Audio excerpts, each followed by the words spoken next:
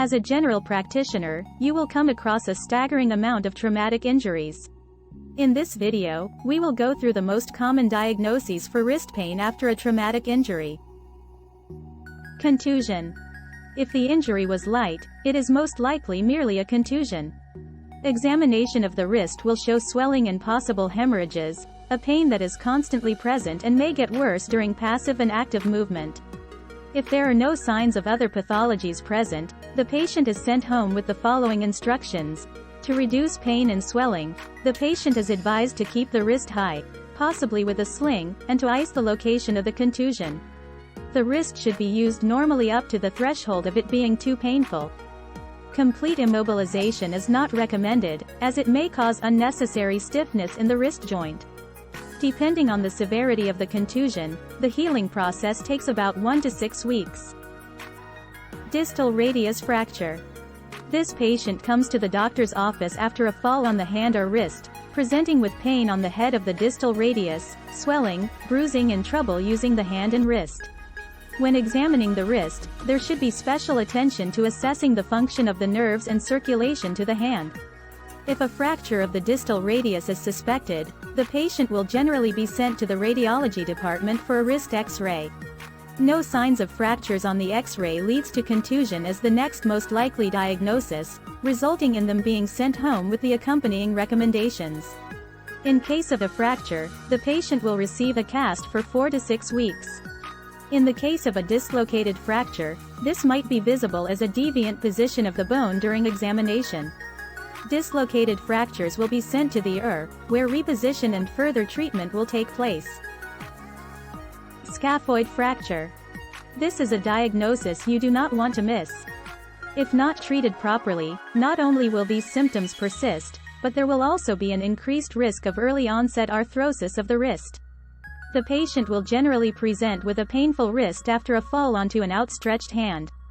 The pain might be described as a deep, dull ache, located at the radial part of the wrist, which is aggravated by performing pinching and gripping motions with the hand. During examination, you will observe a swollen wrist, with fullness in the anatomical snuff box. The pain can be provoked by pressure on the anatomic snuff box, proximal scaphoid, pronation of the hand against resistance and by axial pressure on the first proximal metacarpal joint. When the GP suspects a scaphoid fracture, the patient will be referred to the ER for further treatment. The problem with scaphoid fractures is that they are not immediately seen at the X-ray, but get clearer as they age. Therefore, when a scaphoid fracture is suspected, it will be treated as such until proven otherwise with a plaster cast for at least 6 weeks and X-rays at week 1 and 6. When a dislocation of the fracture is suspected, X-rays are performed immediately, to determine if surgery is needed. SL injury. Another diagnosis, presenting a while after the injury, but still important to note, is an injury to the ligamentum scaphoulinatum, also known as SL injury. Untreated, this could lead to SL-instability and early onset arthrosis of the wrist joint. Patients with SL injury generally present weeks to months after a fall onto an outstretched hand. While it was assumed the pain would get less over time, the pain seems to be getting progressively worse. The pain will be located on the dorsal side of the wrist, getting worse when doing push-ups and in maximal dorsal flexion of the wrist. This sometimes may be accompanied by a snapping sound or instability of the joint.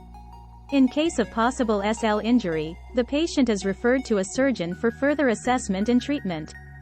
Up to a few months after the injury, the SL ligament can be surgically fixed.